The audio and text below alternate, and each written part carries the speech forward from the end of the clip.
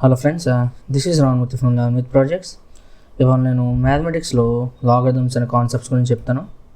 Okay, వాటి గురించి చెప్పే ముందు మనం లాస్ట్ లెక్చర్లో ఏం చెప్పుకున్నామో ఒకసారి మళ్ళీ రీకాల్ చేద్దాం. సో లాస్ట్ లెక్చర్లో మనం ఇండెక్స్, పవర్స్, ఎక్స్పోనెంట్స్ గురించి మాట్లాడుకుందాం కదా. సో ఇండెక్స్ పవర్స్ అంటే ఏంటన్నాం? ఇప్పుడు ఏమన్నా నెంబర్ తీసుకుని దాన్ని రిపీటెడ్గా మల్టిప్లై చేస్తే దాన్ని నోటేట్ చేయడానికి ఒక కాన్సెప్ట్ అనేది తీసుకున్నాం, అది ఎక్స్పోనెన్షియేషన్. సో ఎన్నిసార్లు అయితే మనం మల్టిప్లై చేస్తున్నామో ఆ నెంబర్ని అన్ని టైమ్స్ని మనం దాని సూపర్ స్క్రిప్ట్లో రాస్తాం. ఇది ఒక ఇండెక్స్ నోటేషన్కి రిజంబ్లెన్స్. అంటే ఇప్పుడు చూడండి, ఏని m టైమ్స్ మల్టిప్లై చేస్తే a పవర్ m అంటాం. So this is equals to ఏమవుతుంది? దీని ఫైనల్ రిజల్ట్ కదా. ఇది index notation. So for example 2 to the power of 3 అనుకుంటే 2ని 3 టైమ్స్ మల్టిప్లై చేస్తాం. 2 2s 4, 4 2s 8. అదే 2 power 0 అనుకుంటే 2ని మల్టిప్లై చేయట్లేదు, అయినా 2ని మల్టిప్లై చేయకపోయినా ఎట్ ప్రెజెంట్ మనకి ఎంత ఉంటుంది? 1. ఆల్రెడీ తెలుసు, anything to the power of 0 equals to 1. మనం దాని గురించి లాస్ట్ క్లాస్లో కూడా డిస్కస్ చేసాం. సో నెక్స్ట్ నెగిటివ్ ఇండిసెస్లో చూద్దాం. 2 power -1 is equals to 1/2. So అంటే దీని తర్వాత వచ్చే ప్రిసీడింగ్ నెంబర్ పవర్ కాబట్టి ఇందులో వచ్చే రిజల్ట్ హాఫ్ అవుతుంది.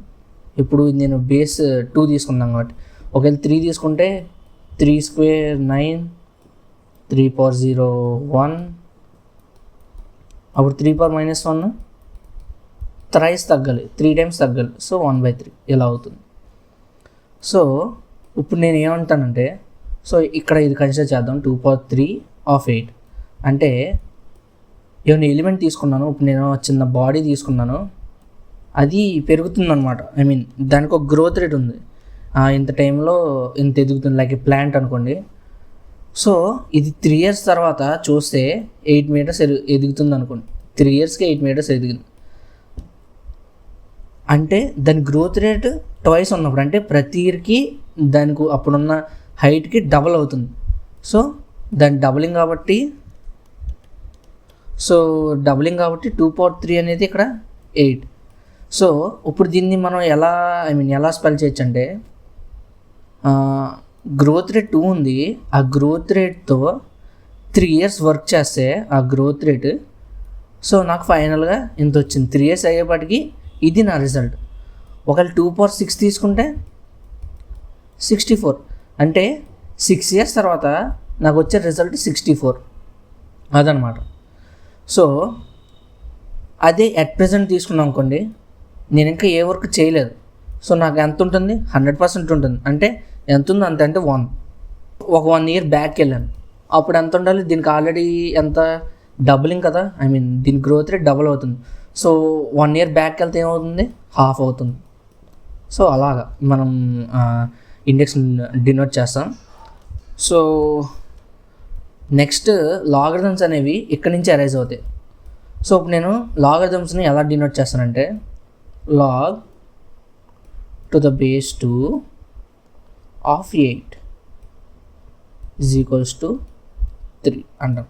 అంటే చూడండి, ఇది నా బేస్, అంటే గ్రోత్ రేటు. నాకు కొంత టైం అయ్యాక, ఈ గ్రోత్ రేట్తో కొంత టైం వర్క్ జరిగాక ఫైనల్గా ఇంత వచ్చింది నాకు రిజల్ట్. సో ఈ రిజల్ట్ రావడానికి నాకు ఎంత టైం పడుతుంది? సో 8 కాబట్టి 2 times 2 times 2 అంటే 3 years. మేము 3 years లేకపోతే 3 minutes 3 days ఏదన్నా అనుకోండి. సో ఇక్కడ 3 years, నేను 3 years అంటున్నాను కాబట్టి 3 years. సో నాకు 3 అనేది రిజల్ట్ వస్తుంది. అదే దీన్ని ఇక్కడ ఇండిసెస్లో మనం డిస్కస్ చేసుకున్నప్పుడు, దీని గ్రోత్ రేట్ 2 ఉండి 3 years వర్క్ చేస్తే మనకి 8 అనేది వస్తుంది. సో లాగరిథమ్స్ మనం ఏం చెప్తామంటే, way of representing indices in different way. చూసారు కదా, ఇక్కడ నాకు ఒక ఫార్మేట్లో ఉంది, base to the power equals to result. So లాగరిథమ్స్లో ఎలా ఉంది? Base the result equals to my time లేకపోతే పవర్. సో ఇదనమాట, ఇది ఒక జనరల్ లాగరిథమ్స్ కాన్సెప్ట్. సో దీన్ని నేను ఎలా తీసుకుంటాను? సో ఫస్ట్లో మనం ఆల్జీబ్రా కింద తీసుకున్నాం కదా, a power m is equals to b అని. సో దీన్ని నేను లాగరిథంలో ఎలా డినోట్ చేసుకుంటాను. So log to the base A, my final result is B. So not to achieve, ఈ బి అనేదాన్ని నాకు ప్రొడ్యూస్ చేయడానికి ఎంత టైం పడుతుంది, ఎం అనే టైం పడుతుంది. సో ఇది లాగరిథమ్స్. సో దేంట్లోకి వెళ్ళినా ఎలాంటి దాని గురించి డిస్కస్ చేసుకున్నా బేసిక్ మ్యాథమెటిక్స్ ఆపరేషన్స్ ఉంటాయి కదా, ఎడిషన్, సబ్ట్రాక్షన్ అని. సో ఇప్పుడు చూద్దాం. ఒకవేళ ఇప్పుడు నేను 2 లాగ్ ఫంక్షన్స్ని యాడ్ చేస్తున్నాను, అంటే log to the base of B plus log to the base of C. So ఈ రెండింటిని నేను యాడ్ చేయాలి. సో యాడ్ చేయాలంటే మనం మళ్ళీ ఇండిసెస్ కాన్సెప్ట్లో చూసుకుందాం. సో బేస్ ఏ, ఫైనల్ రిజల్ట్ బి, దీనికి ఏదో ఒక పవర్ వస్తుంది కదా, ఎం అనుకోండి. సో మళ్ళీ base A to the power of C, to the final result C. So దీనికి ఫైనల్గా ఏదో పవర్ వస్తుంది కదా, ఎన్ అనుకోండి. సో ఇక్కడ ఏమవుతుంది, ఈ పవర్స్ అనేవి యాడ్ అవుతున్నాయి. పవర్స్ యాడ్ అవుతే మనకు ఫైనల్ రిజల్ట్స్ ఏమవుతాయండి ఇండిసెస్ కాన్సెప్ట్స్లో, ఏ పవర్ ఎం ఇంటూ ఏ పవర్ ఎన్ ఏమవుతుంది, ఏ పవర్ ఎం ప్లస్ ఎన్. సో ఇక్కడ ఏ పవర్ ఎం అంటే ఇక్కడ బి అనుకుందాం, ఏ పవర్ ఎన్ అంటే సి అనుకో. సో బి ఇంటూ సి అంటే ప్రొడక్ట్ అవుతున్నాయి. సో ఇక్కడ నాకు కూడా అదే కదా అవ్వాల్సిందే. So log to the base of B plus log to the base of C ఏమవుతుంది, log to the base A of B into C. అంటే టూ లాగ్ ఫంక్షన్స్ లేకపోతే 2 or more log functions add చేస్తే with same base. మనం ఇది ఒకటి గుర్తుపెట్టుకోవాలి, ఇండిసెస్లో కూడా మనం చెప్పుకున్నాం. అంటే బేస్ కామన్గా ఉంటే కానీ మనం ఈ లాస్ట్ని ఈ షార్ట్ కట్స్ మనం యూజ్ చేసుకున్నాం. So 2 or more log functions with same base add చేస్తే మనకి ఫైనల్గా అందులో ఉండే ఈ ఫైనల్ ఫంక్షన్స్ ఉంటాయి కదా, అవి ప్రొడక్ట్ అవుతాయి, అదే మల్టిప్లై అవుతాయి. సో ఇక్కడ యాడ్ చేసాం కాబట్టి మనకు మల్టిప్లై అయింది.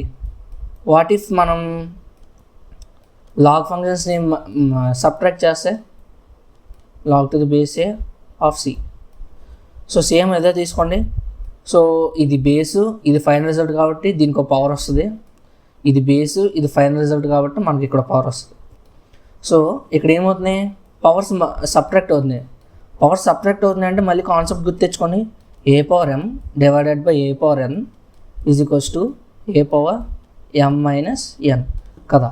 అంటే పవర్ సబ్ట్రాక్ట్ అవుతుంది అంటే రిజల్ట్ డివైడ్ అవుతున్నాయి, అంతే కదా. ఇక్కడ ఫైనల్ రిజల్ట్ డివైడ్ అవ్వాలి. So log to the base A of B by C. చూడండి, కాకపోతే మీకు ఇంకా క్లారిటీ రాతే ఇక్కడ చెప్తాను. So A power M by A power N is equals to A power M minus N. So అది లాగ్స్లాగా ఎలా మారుస్తున్నాం. ఏ పవర్ ఎం ఇక్కడ నేను ఫైనల్ రిజల్ట్ బి అనుకుంటాను, A power N final result C అవుతుంది. So that is equals to A power M minus N, అంతే కదా. So ఇప్పుడు దీన్ని నేను లాగ్లోకి మార్చితే log to the base A of B by C ఎంతసేపు పడుతుంది నాకు, ఎం మైనస్ ఎన్. సో అదే కదా నాకు ఇక్కడ వచ్చింది. సో కరెక్టే కదా. సో మళ్ళీ ఎం అంటే log to the base A of B minus log to the base A of C. So my result is achieved. So నాకు రిజల్ట్ వచ్చింది. సో ఇది నాకు ఇది సెకండ్ లాగ్ అని తీసుకున్నాం. అంటే 2 or more log functions with same base subtract అవుతే వాటి రిజల్ట్స్ డివైడ్ అవుతాయి. Got it? Okay, next log to the base A of A ఏమవుతుంది, ఒకవేళ సేమ్ బేస్ ఉంది, సేమ్ ఫైనల్ రిజల్ట్ ఉంది. సో ఇది మనకి దేనికి ఈక్వల్ అవుతుంది చూద్దాం. ఫర్ సపోజ్ 2 పవర్ 0 అనుకుంటున్నాను. అంటే ఇనీషియల్గా నాకున్న product growth rate 2x. So ఇనీషియల్గా అది ఇప్పుడు 100% ఉంటుంది, అంటే 1.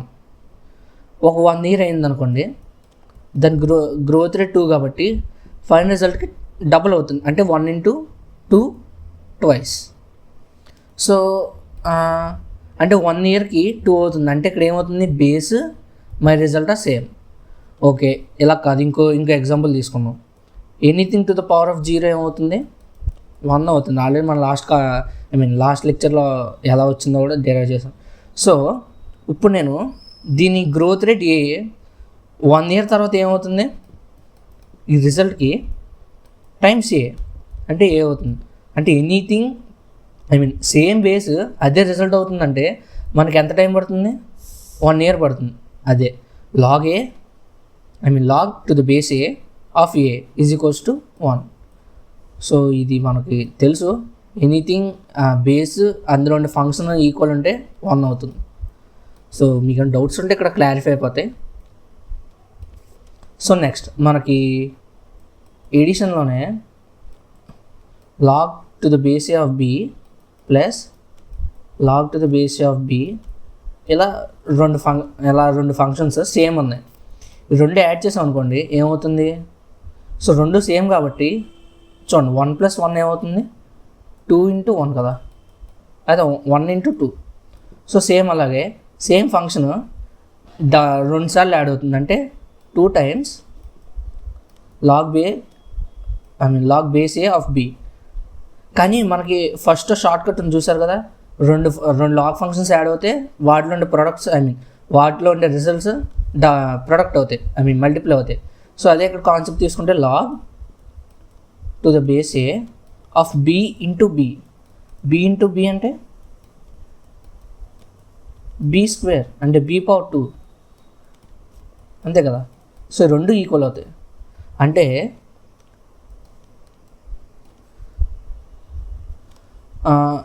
అదర్వైజ్ ఇదే సేమ్ ఫంక్షన్ నేను ఒక n times యాడ్ చేస్తున్నాను. సో n times యాడ్ చేస్తున్నాను, అప్పుడు ఏమవుతుంది, n times log to the base of B. మనకు తెలుసు కదా, ఇది repeated addition is multiplication.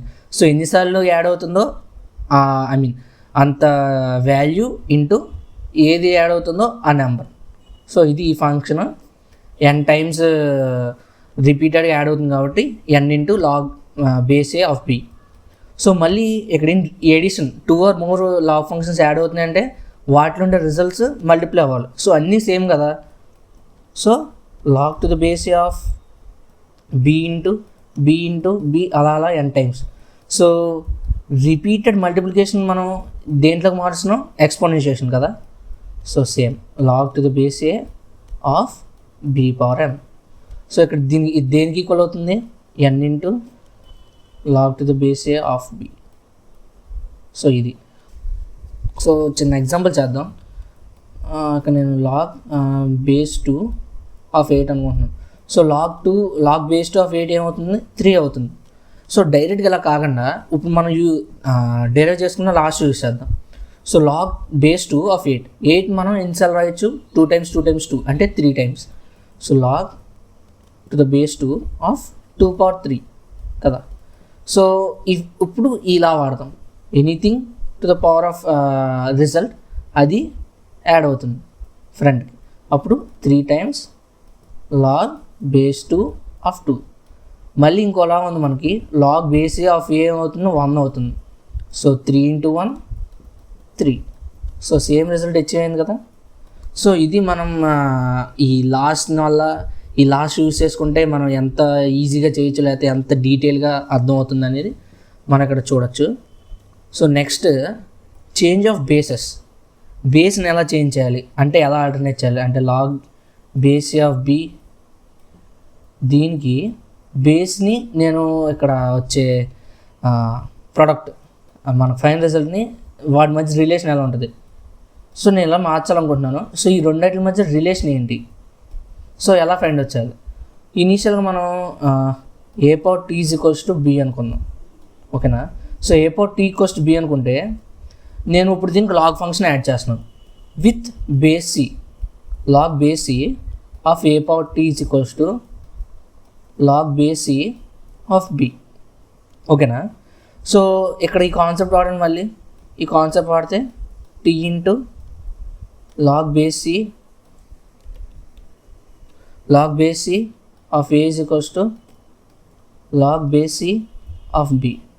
So మళ్ళీ t = log base c of b by log base c of a. So ఇక్కడ చూస్తే t అనేది దేనికి ఈక్వల్ అవుతుంది, ఇక t మనం ఎలా రాసుకోవచ్చు, t = log base A of B, అంతే కదా. ఇది log notation from indices. So T is equals to ఏమవుతుంది, log base A of B is equals to log C. So log base C of B by log base C of A. So ఇప్పుడు నేను B is equals to C అనుకుంటాను. So ఇప్పుడు నేను C ప్లేస్లో B in place చేస్తాను. అప్పుడు log base A of B is equals to log B of B by log B of A. So log B of B అంటే 1 divided by log base B of A. So మనకి relation వచ్చింది కదా. So ఇన్వర్స్లో ఉంటుంది అనమాట. Log base A of B is equals to 1 divided by log base B of A. అర్థమైంది కదా. So కొత్తగా నేర్చుకోవాలనుకుంటే join with learn with projects.